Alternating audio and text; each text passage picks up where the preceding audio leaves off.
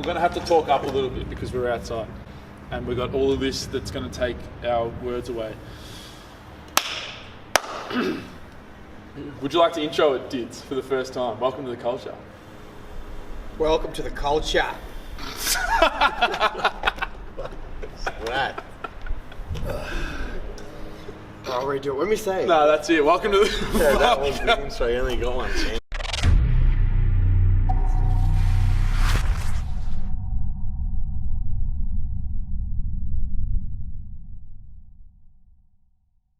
So welcome to the culture for another video of armchair coaching. We've moved this ship outside, this show on the road. We're outside in the car park.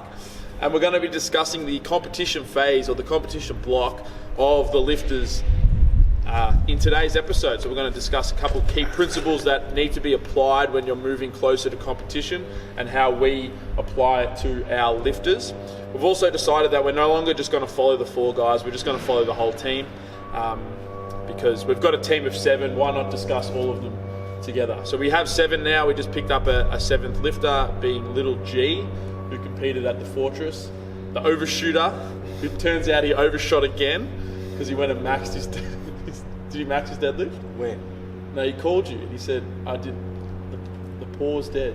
What did he say? No. A week before his competition, he was meant to do his tempo deads. Well, he was meant to, and he went and goes, I went off program and just hit a top triple.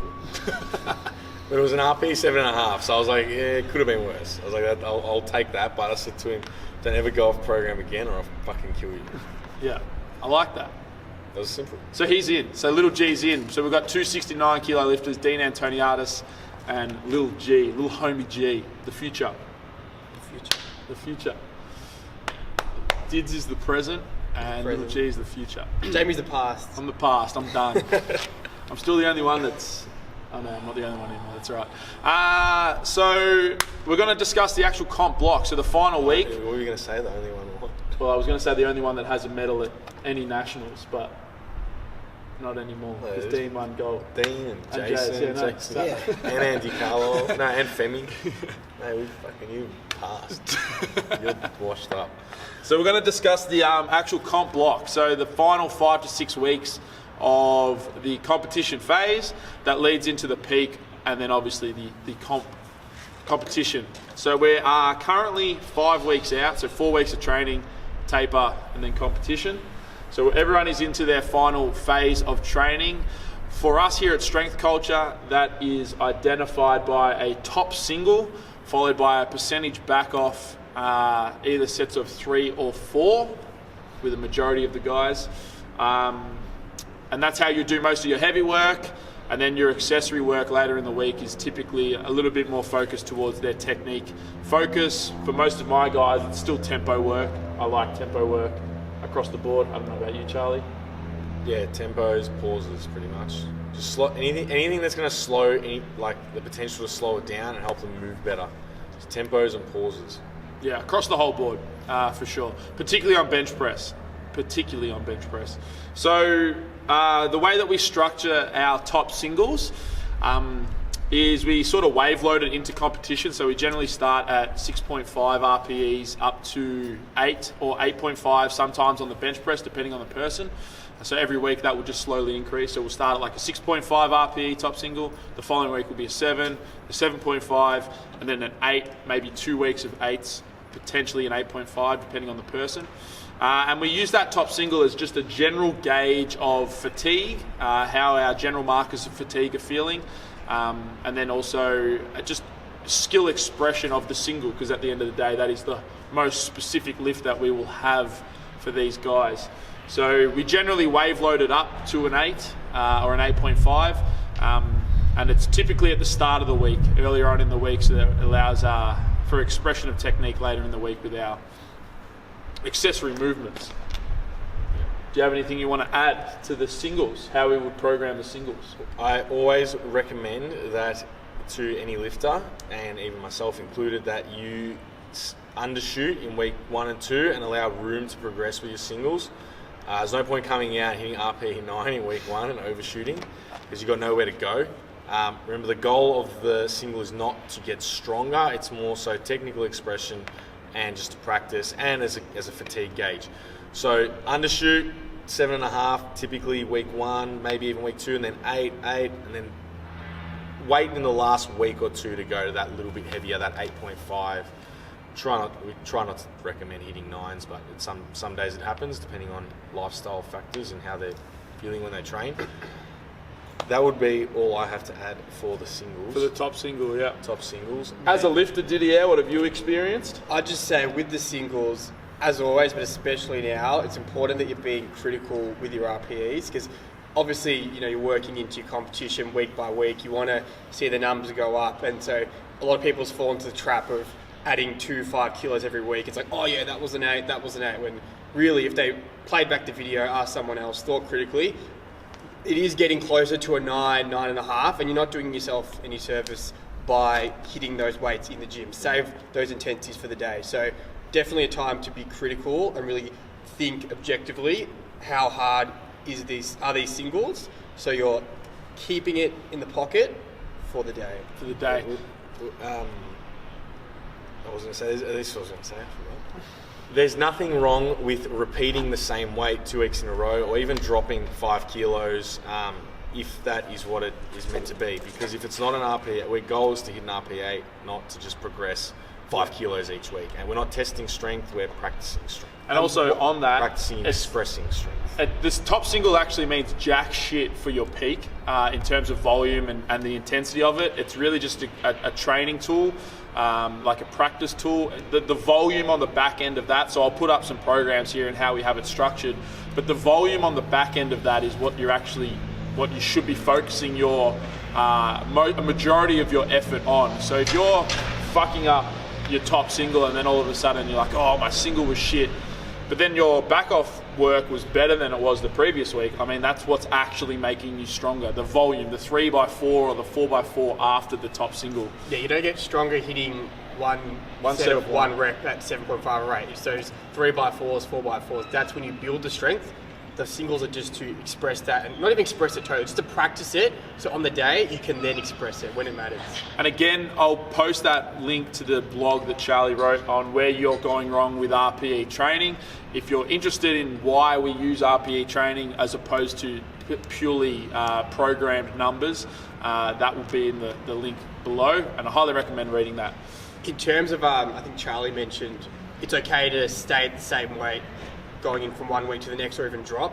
What you'll often see, sometimes about 2 weeks out, we are training hard, we're lifting heavier than we ever do, fatigue starts to build up, and often that 2 weeks out, it starts to catch up with people, weights aren't moving as quick, and of course they want to keep moving up in weights, but that's a good time to then be objective. Even if you take off 5 kilos, so you can still hit a nice clean single at the prescribed RPE, that doesn't matter. It's not going to mean, oh, you're not going to hit what you need to hit on the day. That's part of the process. Training should be hard, it should fatigue you, and that's why we have our deload and our peak in the last 1 to 2 weeks to allow to get rid of that fatigue to perform on the day. So if you're feeling 2 weeks out that it's starting to move slow, that's to be expected, that's okay. It means you've been training hard enough. People who aren't really training that hard probably won't experience that, but if you are training hard, it's to be expected. And that's a good segue into something else that we wanted to discuss here, which is the fitness fatigue model, which is a very basic principle about how to express performance or a performance outcome. For us in powerlifting and powerlifting coaching, performance is total strength, so absolute strength. The number on the bar is what matters, and that is our performance outcome. What dictates how well you can express that outcome will be 2 factors. So number 1, how strong you are, and then number 2, how fatigued you are. And the more fatigue that you accumulate through a training block will limit the amount of strength you can express in any one moment. So Charlie, Didier just there explained that when fatigue starts to increase, we actually expect that your ability to express the strength or the performance is slightly less. But as you move through that taper period and that fatigue starts to drop off, we should get a better expression of your strength and a true expression of your strength. A good quote is, there's nothing magic that happens in the taper. There really isn't. All that happens is you reduce fatigue.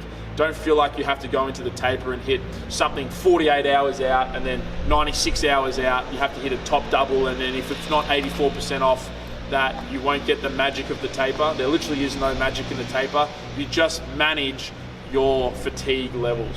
There's no magic in the taper, but the taper itself is magic. When it happens correctly, you'll feel the magic. Yeah. You feel the magic on comp day when you're warming up, and your warm-up weights are moving like they haven't moved the whole training block.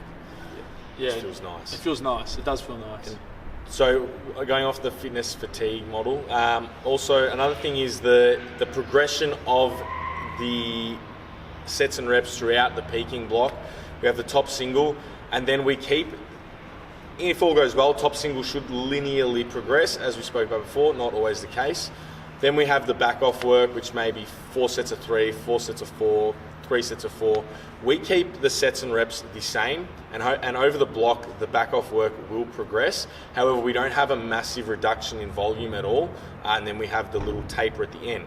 We think of it more as from block to block to block. You have in a volume block, and then an intensification strength block, and then a peaking block. You have increased volume in a volume block, and obviously decreased intensities, compared to a strength block where volume reduces a little bit, intensity starts to rise, and then obviously coming to a peaking block, the goal is to have intensity as high as possible to allow us to be as strong as possible. But the volume of that block overall from the previous blocks will be down. So even though there's no significant drop in volume in the peaking block, the block itself has a reduction in volume. From the macro scale of looking at the previous blocks. Your previous 12, 16, 20 weeks of training.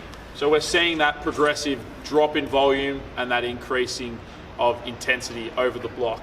That is something that I think we weren't screwing up, but there was a different strategy that we used to employ, but now we have this strategy in place, and we think it is better that we maintain that volume in terms of sets per week, a little bit closer to competition, and then we just slowly increase your intensity up into your competition phase.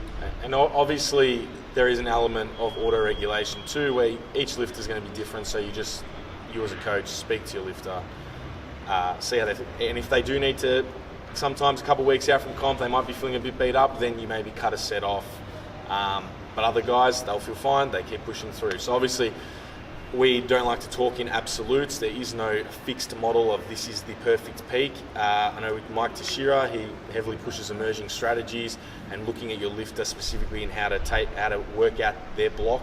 So there is no absolute, there is no perfect taper. We don't have the perfect answer for you. So always talk to your lifter, or if you're programming yourself, just listen to your body. If you do need to cut a set off because you're feeling beat up, recovery is probably going to be more optimal at that point, 2-3 weeks out, than doing another set and driving yourself further into the fatigue hold and feeling shitter. Feeling shitter. Yeah. Shitter is not better. Not at all. Definitely not. Recovery is the most important thing coming into a peak. Sleep and eat. Lots of it. And meditate. Exhale. Sam Harris. I think we're done. Yeah. We're done. Finished. Catch you As later. always, links are in the bio. That blog again will be down there. Please take a look at that, where you're going wrong with RPE training. If you've got any questions or you've got anything specifically you want us to discuss, just DM the page or drop a comment down below. And as always, happy lifting. Do your exhales. And exhale, bro. Do you even exhale? Done.